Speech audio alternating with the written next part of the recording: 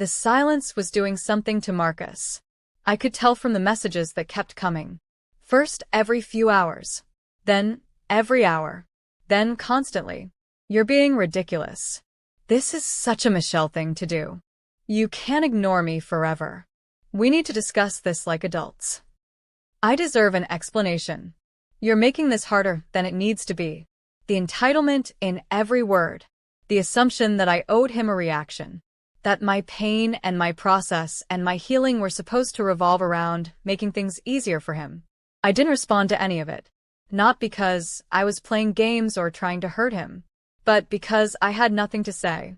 He'd said everything in that restaurant. I'd heard him clearly. That's when I made the decision about the party. I had $200 in venue credit. Non-transferable. Expiring in 6 months. And I had a guest list of people who'd already requested time off work, bought plane tickets, reserved hotel rooms for a wedding that was no longer happening. People who deserved better than a mass email that said, "Never mind, it's canceled. Sorry for the inconvenience." I sent new invitations. Not wedding invitations. A celebration of new beginnings. Cocktail attire. Appetizers and wine. An evening to thank everyone who'd supported me and to mark the start of the next chapter. I kept the date. The same Saturday in July that was supposed to be my wedding day. I kept the venue. The same garden space we'd chosen together. But I changed everything else. The invitation list was strategic. My family. My friends who Marcus had slowly cut me off from. His mother, who'd always been kind to me. His sister, who'd texted me twice after the restaurant incident to make sure I was okay. A few of his friends who'd been at Marcelo's that day. Not Tyler or Jason, but Brandon, who'd messaged me privately to apologize. To say he didn't know what Marcus was planning. That he thought they were just meeting for lunch. I didn't believe him entirely, but I invited him anyway. The responses came in slowly. Confusion mostly. Questions about what this meant. Whether this was a wedding or not. I kept my answers simple. No wedding. Just a thank you and a fresh start. Hope you can make it. Most people said yes. Curiosity, maybe. Or genuine care. Either way, by June I had 70 confirmed guests for my unwedding. Marcus found out through his sister. She mentioned it casually, apparently. Asked if he was going. His message came 3 minutes later. What the hell is this party? Are you serious right now? You're using our venue for some pathetic pity party? I paid for most of that wedding. I responded to that one. The only message I'd answered in 6 weeks. You paid for 66.7% of a wedding that isn't happening. You've been refunded accordingly. The venue credit is in my name. See you in July. Or don't. Then I muted him. The party was 3 weeks away when the screenshots started circulating. I didn't share them. I hadn't told anyone about the folder I'd found. But Brandon's girlfriend worked in marketing. She was friends with Vanessa. And Vanessa, apparently, couldn't help herself. She'd been posting things. Subtle things. About new relationships and fresh starts. About men who know what they want. About being chosen. And someone I never found out who had started putting pieces together. Brandon's girlfriend asked me directly at a coffee meetup. Did you know about Vanessa before the restaurant?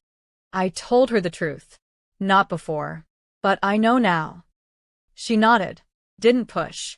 But 2 days later, Brandon called off their double date plans with Marcus and Vanessa. Said something came up. Then Jason's girlfriend canceled drinks. Then another couple. Then another. I didn't say anything to anyone. Didn't share the folder. Didn't explain. But somehow, people were comparing stories. Comparing timelines. Looking at Vanessa's posts from March and April with new context.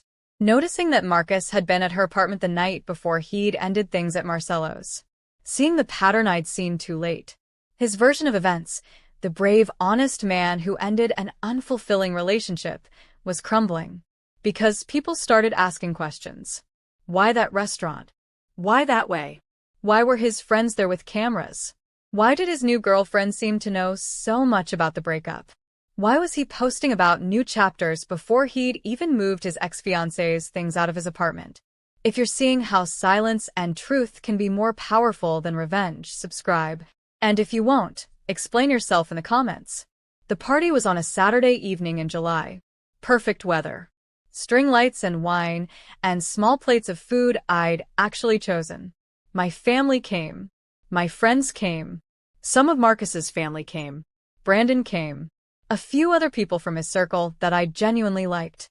They walked in cautious, unsure what to expect. A woman falling apart? A bitter rant about her ex? A desperate attempt to save face? What they got was music and laughter, and me in a dress I'd bought specifically for this. Navy blue. Simple. Not bridal, not mourning. Just beautiful and mine. I thanked everyone for coming. Acknowledged that this wasn't the event they'd planned for. Said that sometimes the best things in life come from the plans that fall apart. That I was grateful for the support and the friendships, and the new chapter one was starting. I didn't mention Marcus. Not once. His name didn't come up in my speech. Didn't come up in conversations. People asked carefully how I was doing. I told them the truth. I was better than I'd been in years. They could see it too. The lightness. The genuine smile. The way I moved through that party, without performance or pretense. An hour in, Marcus showed up. I saw him before he saw me. Standing at the edge of the garden, looking for me in the crowd. Vanessa was with him. She looked uncomfortable. He looked angry. They weren't invited. Obviously. But the venue was outdoors, accessible. He'd walked in like he had a right to be there. He found me by the bar. Walked straight up, Vanessa trailing behind him like she wasn't sure this was a good idea. "What is this, Michelle?" His voice was loud. Designed to get attention. People turned. Watched. Another performance. "What are you trying to prove?" I looked at him. Really looked at him. The same way I had in the restaurant. And I felt nothing. No anger. No hurt. No nostalgia for what we'd had. Just mild annoyance that he was at my party uninvited. "I'm not trying to prove anything," I said. Calm. "Even. I'm celebrating. You should leave." Celebrating what? The fact that you're so bitter you threw a party on what was supposed to be our wedding day? That's pathetic. "What's pathetic?" I said, still calm, still quiet, "is that you spent 3 weeks planning how to humiliate me in public, and I spent 3 minutes realizing I was lucky to escape you." People were listening now. Not just the ones nearby. The whole party had gone quiet. Watching this man who'd ended an engagement in a crowded restaurant now confronting his ex-fiancé at her celebration. Watching me stand there, not crying, not yelling, just stating facts. "You were lucky?" He laughed. Bitter. Mean. "You're 27, unemployed, and single. I was the best thing that ever happened to you." "I'm not unemployed," I said. "I got promoted last month. Senior analyst. You'd know that if you'd ever actually listened when I talked about my job." That landed. I saw it in his face. The confusion. He'd constructed this entire narrative about me, about who I was and what I was worth. And it was based on a version of me that he'd invented, controlled, diminished. The real me, the one standing in front of him in a navy dress at a party full of people who actually liked me, didn't fit his story. "You planned this," he said, gesturing around. "This whole thing. To make me look bad." "I planned a party to thank my friends and family," I said. "You weren't invited. You came here to make a scene. Again. And everyone here can see exactly what you're doing.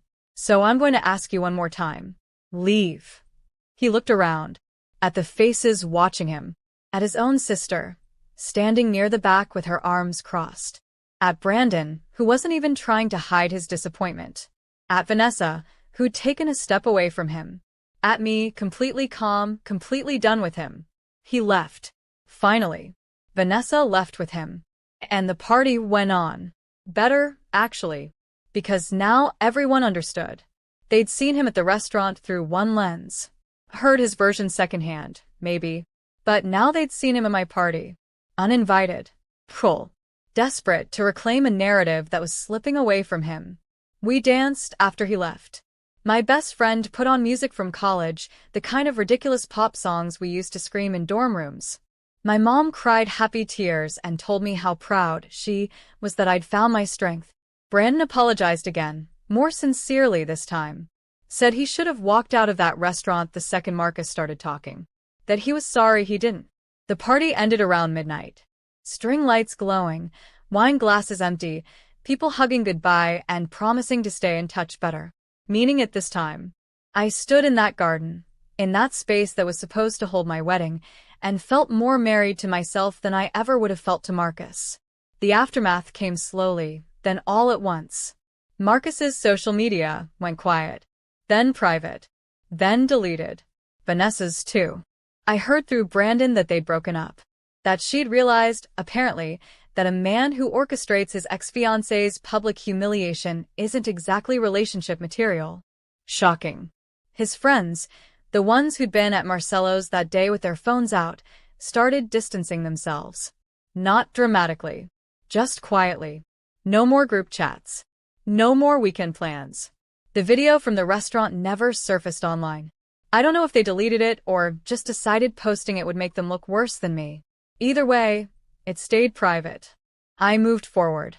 Actually forward, not just the performance of it. I traveled. Took that trip to Portugal I'd always wanted to take, but Marcus said was too expensive. Reconnected with friends I'd neglected. Started therapy, not because I was broken, but because I wanted to understand how I'd let myself disappear in that relationship. How I'd mistaken control for care and isolation for intimacy. I dated, eventually, cautiously, with new boundaries and old wisdom. Men who listened when I talked. Who asked what I wanted instead of telling me. Who saw compromise as mutual, not submission. It was terrifying at first. Being seen clearly, not through the fog of someone else's expectations. But it was also freeing. My career took off. That promotion Marcus didn't know about was just the beginning. Turns out when you're not spending all your emotional energy managing someone else's ego, you have a lot more to invest in yourself. I made senior analyst in August. Lead analyst by December. I bought a condo the following spring. 1 bedroom. Perfect for me. With a view I'd chosen and furniture I'd picked, and a life that was entirely, completely mine. I saw Marcus once more. 2 years later. At a mutual friend's wedding. The actual kind, not the unwedding celebration kind. He was there with someone new. Another woman whose name I didn't catch and didn't care to remember. He looked smaller somehow. Or maybe I'd just grown. We made eye contact across the reception hall. I nodded. Polite. Distant. The way you acknowledge someone you used to know but don't anymore. He didn't come over. Didn't try to talk. Didn't make a scene. And I realized something in that moment. He'd wanted to break me in that restaurant because he needed me to be broken. Needed proof that he mattered, that he'd had power, that losing him would devastate me. My calm response, my quiet exit, my celebration, my thriving had destroyed that narrative completely. I didn't break. I bent. I bent away from him and toward myself. And that, more than any revenge I could have planned, any social media post I could have made, any dramatic confrontation I could have staged, was the thing he couldn't forgive. Because it meant he'd never mattered the way he thought he did. That the relationship he'd orchestrated the destruction of had already been dead. That I'd just been too kind, too hopeful, too invested in the potential of us to admit it. He'd given me permission to leave. Handed it to me in front of 50 witnesses with calamari I didn't order and a speech he'd practiced.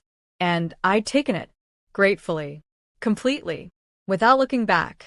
So if you're watching this and you're in a relationship that feels like performance, like control disguised as care, like you're slowly disappearing into someone else's idea of who you should be, let me tell you something. The right person will never need to orchestrate your humiliation to feel powerful. Will never need witnesses to your pain to feel validated. Will never mistake your strength for a challenge or your boundaries for a threat. And if someone does that to you, if they try to break you publicly, spectacularly, cruelly, don't give them what they want. Don't break. Don't perform. Don't let them narrate your story. Just walk away. Calmly. Quietly. Completely. And build a life so good, so full, so entirely yours that their attempt at destruction becomes the best gift they ever gave you. That restaurant moment was supposed to be my lowest point. The story Marcus would tell about the woman who couldn't handle the truth. Instead, it became the moment I found myself again. The moment I stopped performing and started living. He wanted to end our wedding to break me. What he actually did was free me. And I've been thanking him for it ever since. Subscribe if this story meant something to you. Comment where you're watching from. And remember, the person who tries to destroy you publicly is usually the person who's been destroying you privately for a long time. The only difference is now you have permission to leave. Take it. I promise you, the life waiting on the other side is worth it.